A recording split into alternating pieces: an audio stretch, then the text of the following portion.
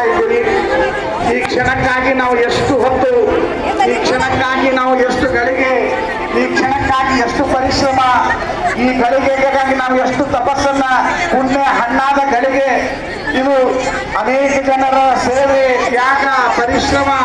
ಒಂದು ದಿನ ಅಲ್ಲ, ಇದು ನೂರಾರು ಜನರ, ಸಾವಿರ ಲಕ್ಷಾಂತರ ಜನರ ಹಲವು ಹೊತ್ತ ಕೆಲಸಗಳು, ಅಷ್ಟೇ ಪರಿಶ್ರಮ ಇದು ಹಿಂದೆ.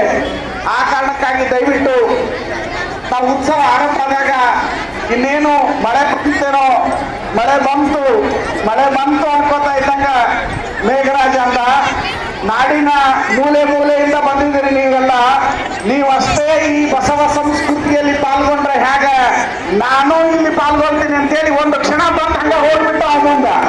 ಇದೇ ಬಸವಣ್ಣನ ಭಕ್ತಿಯ ಬೆಳಗು, ಇದೇ ಬಸವಣ್ಣನ ಪವಾಡ, ಇದೇ ಬಸವಣ್ಣನ ಐತಿಹಾಸಿಕ ಸಾಕ್ಷಿ. ಎಲ್ಲರೂ ಹೇಳ್ತಾ ಇದ್ರು ಮಳೆ ಬಂದೇ ಬಿಡ್ತು ಅಂತೇಳಿ. ನಮ್ಮ ಅಪ್ಪನಿಗೆ ಗೊತ್ತು, ನಮ್ಮ ಅಪ್ಪನಿಗೆ, ಜಗದಪ್ಪನಿಗೆ, ಬಸವಪ್ಪನಿಗೆ ಗೊತ್ತು. ನನ್ನ ಮಕ್ಕಳು ಸೇರ್ಯಾರ, ಅವರು ಬಸವ ಸಂಸ್ಕೃತಿ ಧ್ವಜವನ್ನ ಬೆಳಗ್ತಾ ಇದ್ದಾರೆ, ನಾನು ಅವ್ರ ಜೊತೆಗಿರ್ಬೇಕು ಅಂತ ಹರಸಿ ಆಶೀರ್ವದಿಸಿದ್ದಾರೆ. ನಿಜಕ್ಕೂ ಎರಡು ಕಣ್ಣುಗಳ ಸಾಧನೆ ಬಂದಿರೋ ಆ ಗಳಿಗೆ ನೋಡಿದ್ರೆ, ತಾಯಿಂದಿರೇ ನೀವು ತಲೆ ಮೇಲೆ ವಚನವನ್ನು ಹೊತ್ಕೊಂಡು ಎಷ್ಟೆಷ್ಟು ದೂರಿಂದ ಬಂದಿರಿ, ಎಷ್ಟೆಷ್ಟು ಹಳ್ಳಿಗಳಿಂದ ಬಂದಿರಿ ನಮಗೆ ಗೊತ್ತು. ಅಷ್ಟೇ ಅಲ್ಲ, ಕರ್ನಾಟಕದ ಮೂಲೆ ಮೂಲೆಯಿಂದ ಬಂದಿದ್ದೀರಿ ತಾವೆಲ್ಲ.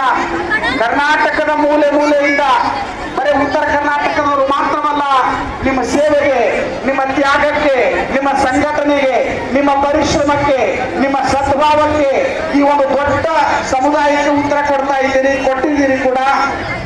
ಅಂತ ಕ್ಷಣ ಈ ಸಾಕ್ಷಿ ಆಗ್ತಾ ಇದೆ. ಒಂದು ತಿಂಗಳ ಇದೇ ರೀತಿ ನಡೆಯಿತು ಎಲ್ಲ ಜಿಲ್ಲೆಗಳಲ್ಲಿ. ಒಂದು ತಿಂಗಳ ಕಾಲ ಇದೇ ರೀತಿ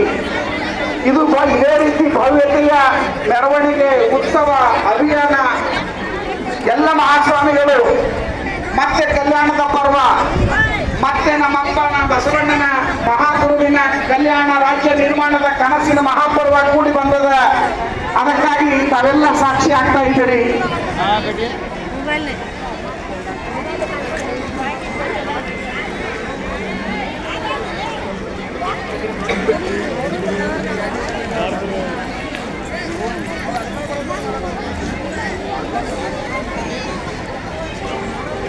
ಅಲ್ಲಿ ಕೂಡ ಬನ್ನಿ.